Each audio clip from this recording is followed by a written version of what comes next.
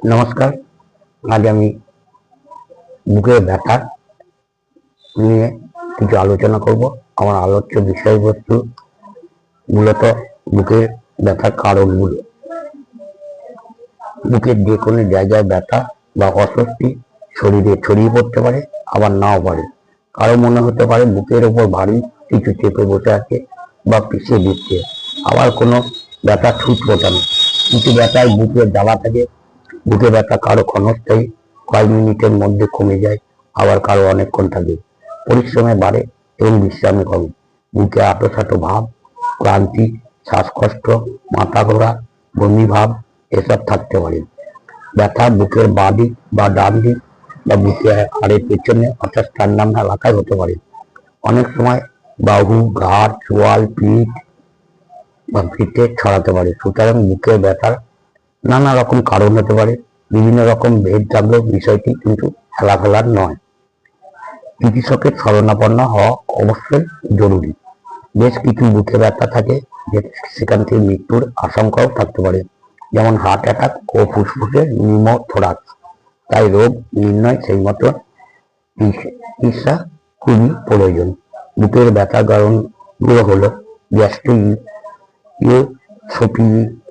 Reflux disease বা GRD বা chronic heartburn. ছুরিকাঘাতের মতন ব্যথা হতে পারে। গ্যাসের ব্যথা বেশি হয় খাবারের পরে। ব্যথা এদিক ওদিক ঘোরাফেরা করে। পেট ফোলা, ফাঁপা, ব্লিচিং বা পাসিং গ্যাস হতে পারে। খাবারের অ্যালার্জি, ফুড পয়জনিং, আইবিএস থেকেও হতে পারে।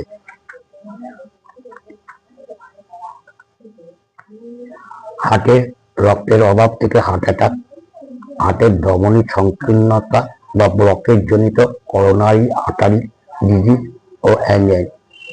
ঘাম হয়, বিশ্রামের পর ব্যথা না কমলে অবিলম্বে হাসপাতালে যেতে হবে।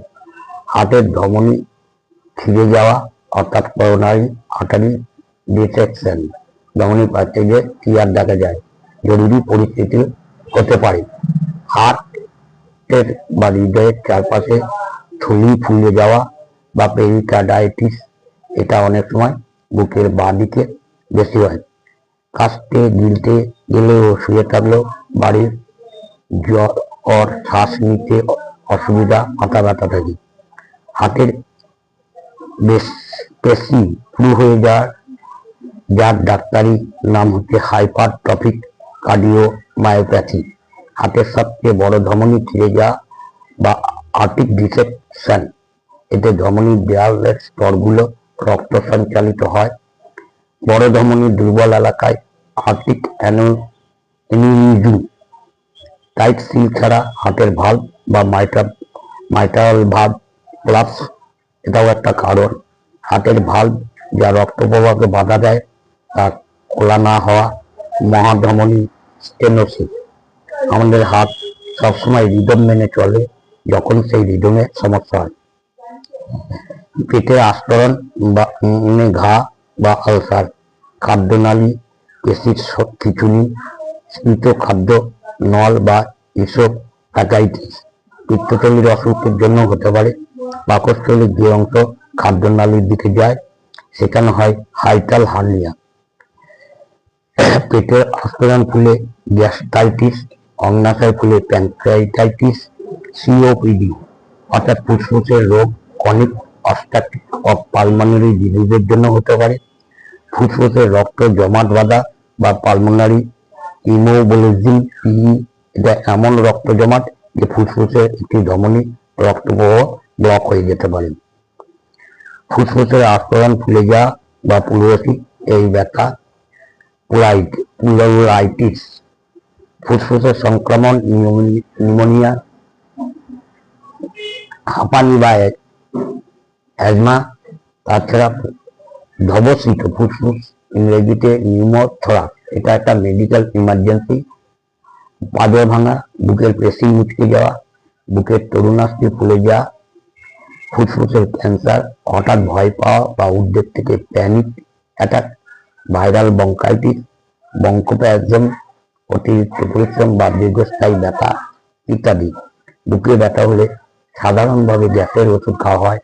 আপার এন্ডোস্কোপি বা খাদ্যনালী পিএইচে দেখা যায় হাতের ব্যথা বুঝলে নাইট্রোগ্লিসারিন বা সলভিটেট ট্যাবলেট মুখে দেওয়া হয়, করা হয় ইসিজি। তবে সবসময় ইসিজিতে সঠিক রোগ চিহ্নিত করা যায় না। হাসপাতালে ভর্তি হওয়ার অবস্থা হলে 6 থেকে 8 ঘন্টা অন্তর রক্ত পরীক্ষা করা হয়, ট্রেডমিল টেস্ট, ইকোকার্ডিওগ্রাফি, সোনোগ্রাম, প্রয়োজনে এনজিওগ্রামও করা হয়। বুকে ব্যথার রোগীর সংখ্যা কম নয়, অনেক সময় তা মারাত্মক হয় বলে সাবধান হন, সচেতন হন এবং সকলে সুস্থ থাকুন, ভালো থাকুন।